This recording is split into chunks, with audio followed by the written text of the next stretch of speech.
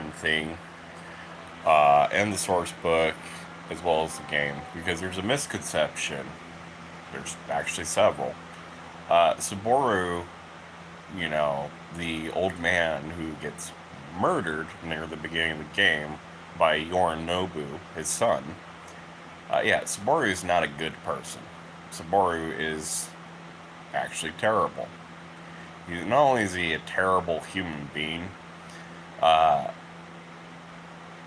but he's so bad that he's kind of like futuristic Japanese Hitler and Stalin put together. Uh, Saboru's whole thing is basically conquest and greed. Now, yes, he's owner of the Arisaka Corporation when we begin and play through the game and everything. Uh, that, however, is the matter of his other attempts have failed. Arisaka is not just a corporation, but is Saboru's private army. Now, the experiments and the other things that Saboru gets up to are all things and attempts to improve his technology, encompass the land, and take over the United States. Not only just take over the United States, you could argue he already has control. He's got the police in his back pocket, and he has other corporations in his back pocket. He has tried the other method of taking over, which is, violence and warfare, and it has failed. Now, Johnny Silverhand fought in those corporate wars, and it was legitimately wars. So, Johnny Silverhand had experience, and this is what, ended up radicalizing Johnny Silverhand. However, Johnny Silverhand was not the only one radicalized against Arisaka. Uh, Morgan Blackhand is a perfect example of this. Now, Morgan Blackhand is relevant for a variety of reasons. One, Morgan Blackhand, of course, is with Militech, and Militech is actually the good guys. Now, a little interesting side note is, Arisaka is, in our timeline, a rifle, and actually a decent one, but there's no real kind of Arisaka company. So, the interesting thing about that is, there's the whole Arisaka rifle and everything, and that is the same rifle that Saboru has named his company after. Why would he name his company after Arisaka rifles? Well, let's look at when Arisaka rifles are around. Arisaka rifles are around during World War II. They were the rifles that the Japanese were using to kill Americans. Now, with that in mind, what kind of picture does that paint you? You gotta remember that the Japanese are very, very much into symbolism. Uh, More so than most cultures. It's very, very specific and directly chosen symbolism. Now, Militech, actually a real company. Uh, I'm not sure if you guys are familiar with the whole Star Wars Reagan thing and Al Gore. Uh, it does kind of tie into that. Militech is, in our timeline, a software security company. Um, and it does tie into Skynet as well. Because, yes, the Terminator killing program of the future in, the Terminator movies actually was a real life code name for different things. But, the programs actually has nothing to do with nukes. This is also a very specific symbolism. Now, Militech as a company, well, it's more of a program, kind of a program and a cause. But why would you name your military group after Militech? Well, let's take a look at what Militech is. Militech is a form of a defense system that combines not only software programs and software engineering, but also uh, a corporate sort of business model to back it up. Now, in our timeline, of course, it is leagues and leagues obsolete. It's not around anymore. It's kind of like how Colt is. Actually, I don't know how Colt is still around, considering their parent company Mars Corp, went under. But if you play Cyber Knights on your phone, you're probably familiar with Mars Corp. And yes, Mars Corp was another obsolete company that used to exist, and that company used to manufacture everything from, Colt AR-15s to heavy artillery and other things. They went under as well.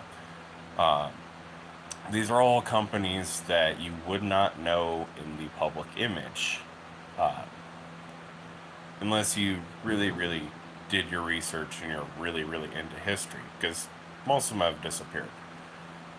Somebody, somebody at CD Projekt Red is really into not just history, but corporate secrets and governmental secrets.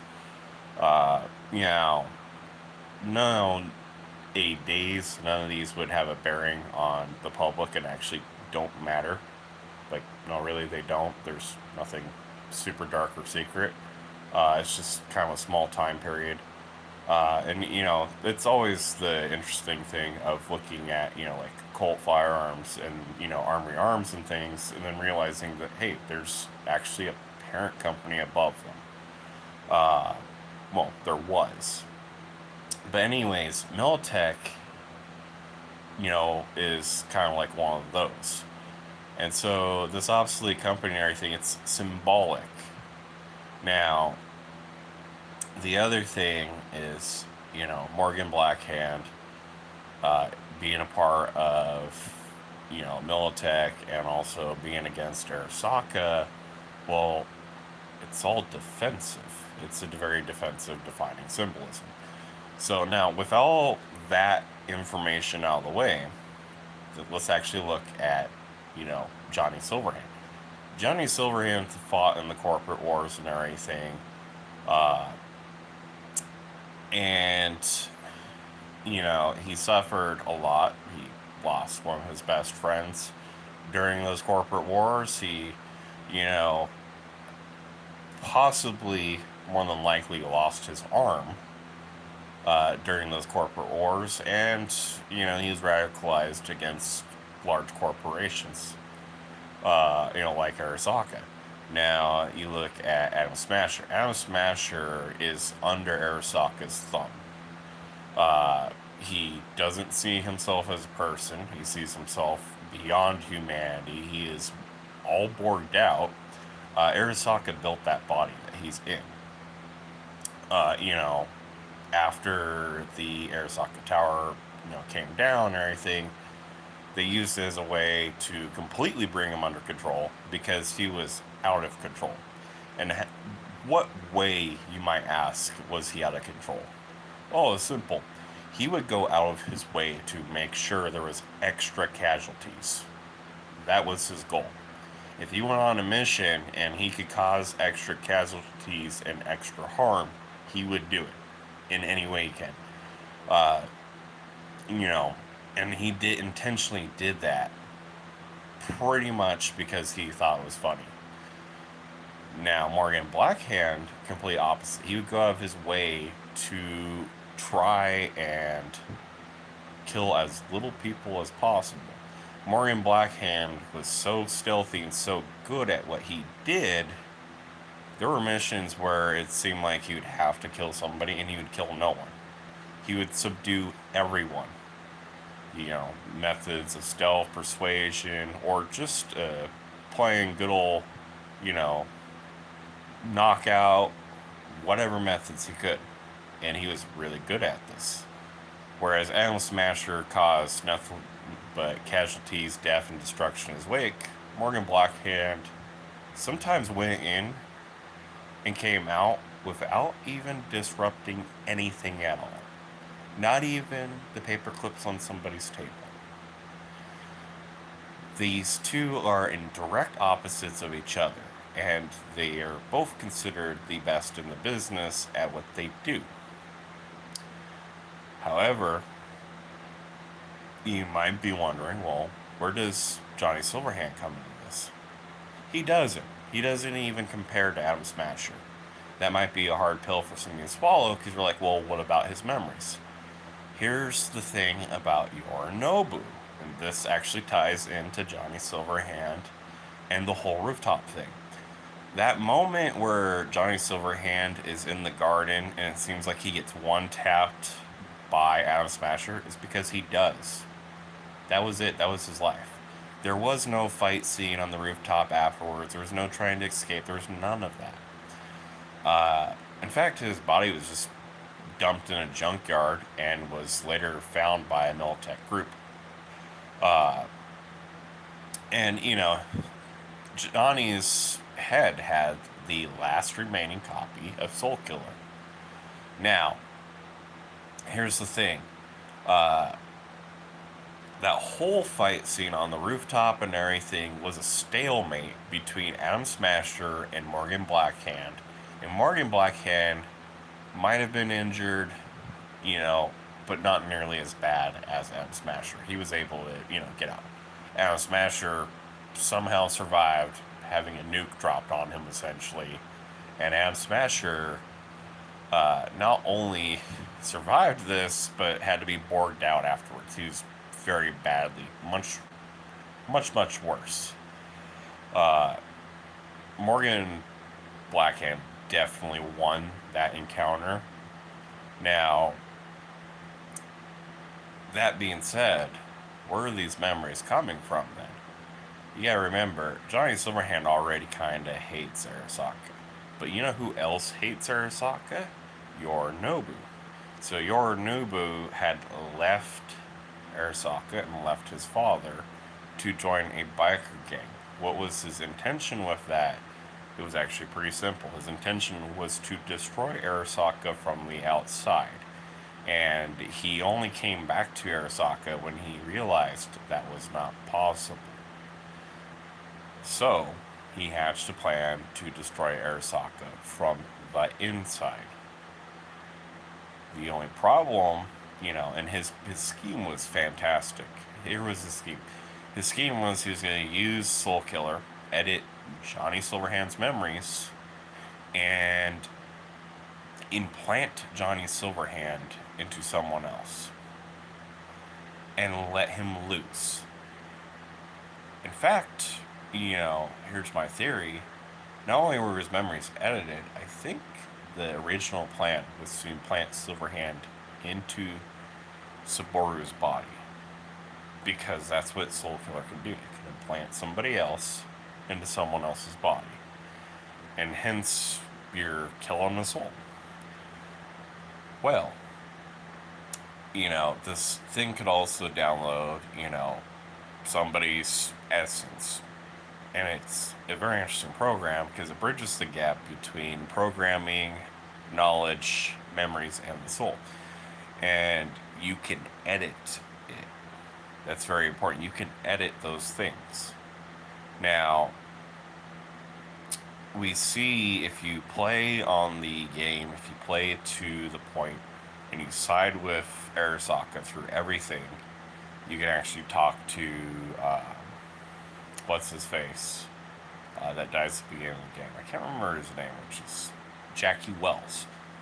But Jackie's Wells comes off cartoonish because they don't really know much about Jackie Wells. In fact, some of the things are incorrect because it's a program at the end of the day. And so the Jackie Wells program got edited based off of assumptions, and you can very quickly kind of pick apart that, hey, this is not Jackie Wells, it's not even close. Now, that being said, Yorinobu lost his temper and strangled his father, and that set forth a series of events that would be Yorinobu's downturn and downfall. Yorinobu is actually the good guy in all this. He just has a bad habit of losing his temper, and when he does, he loses control. And when he loses control of a situation like Arisaka, what happens? Well, the exact thing that happened. He kind of got control of his company, but he was out of his element, and he had to just kind of wing it. And in doing so, he lost Soul Killer in the Johnny Silverhand program that he desperately needed. He created a new enemy in the form of V, and he was completely caught off guard by the fact that there was a theft in Arisaka Tower because he was too busy losing his damn temper. Moreover, here's the best part, is not only does he lose control, and V ends up being his undoing, but he had sought to basically destroy Arisaka in such a way that it actually would have harmed no one. And instead, he ends up creating an internal conflict that spreads terror and fear around the world as Arisaka fucking implodes upon itself, and employees as well as private military contractors are now caught in a war amongst themselves, and is slowly bringing more and more casualties. In fact, towards the end of the game, you get the whole comment and everything, where V is like, what have you done, blah, blah, blah, blah, because, and he's really depressed about this, depressed to the point where you have to move a pistol away from him to stop him from taking his own life. Because, yeah, that was not his intention. That's not what he wanted. He didn't even want the control. He just wanted his evil father's machinations to disappear. Now, you look at Hanako, the daughter, and what does she want? Well, she ends up learning the truth about the company through the dark net and everything, and she makes the decision to side with Saboru. And at first, when her brother takes over, she kind of just allows it. And the reason being is because it seems like he has control of the situation. But when it's clear that he doesn't have control of the situation, and V is poking holes in things, what does she try to do? She tries to manipulate V. Because here's the thing. She wants her empire. She wants her money. She wants her wealth. She wants her stability. And so, Saboru being gone, Yorinobu being in charge, that stability is completely gone. And she's got a problem with that. Meaning, she was okay with her literal, futuristic Hitler-Stalin dad, as long as she basically had her life as was. Her life is, by the way, pathetic. Mostly sitting around an apartment and a lot of political posturing. Takamura, you can't help but like the character throughout the game. But he's basically a dog. He's easily manipulated, and he's easily controlled. And that's very apparent in the very beginning of the video game when he's betrayed by Yorinobu. And Yorinobu wouldn't have had to betray him if he hadn't lost his damn temper. The Arisaka family is one big clusterfuck of stupid bullshit going on, where all the family members are terrible in their own way, and arguably the best of them, the one who wants a moral high ground, that actually wants to do the right thing, is a brat who loses his temper when he should just bide his time. Now, here's the other thing is, Yorinobu's got a brother. And that brother, also a big, actually a big, huge piece of shit. So, it's, and you can look in the history of that. So here's the whole picture. Is Johnny Silverhand's memories are not his own. Because he is a tool, he's a program, and he is a method to destroy Arisaka. That's why he's Yorinobu's pet project. And Saboru surprised visited his son. He probably visited him, because he realized that Yorinobu wasn't just trying to get Soul Killer working properly, but rather was trying to use Johnny Silverhand specifically. And in this regards, it explains the improper memories that are patchy and incorrect, as well as inconsistent at the best of times. Now, you'll notice too, there's no Morgan Blackhand in all of Johnny Silverhand's memories. Yet Morgan Blackhand, we know for sure, was involved in the Arisaka incident. Not only that, but Jackie Wells, even at the beginning of the game, mentions Morgan Blackhand and Adam Smasher together specifically. He's like, oh, Night City is made of legends, like Morgan Blackhand, Johnny Silverhand, and Adam Smasher. That's not a coincidence. That's directly because they were all involved in one very specific incident together. Now, more than likely, Jackie Wells is probably a Silverhand fan. However, it's also very clear he's a Morgan Blackhand fan. And not only that, Night City is full of famous mercenaries and, famous bounty hunters and other actors in the background. But again, who does Jackie Wells mention? He mentions those three specifically.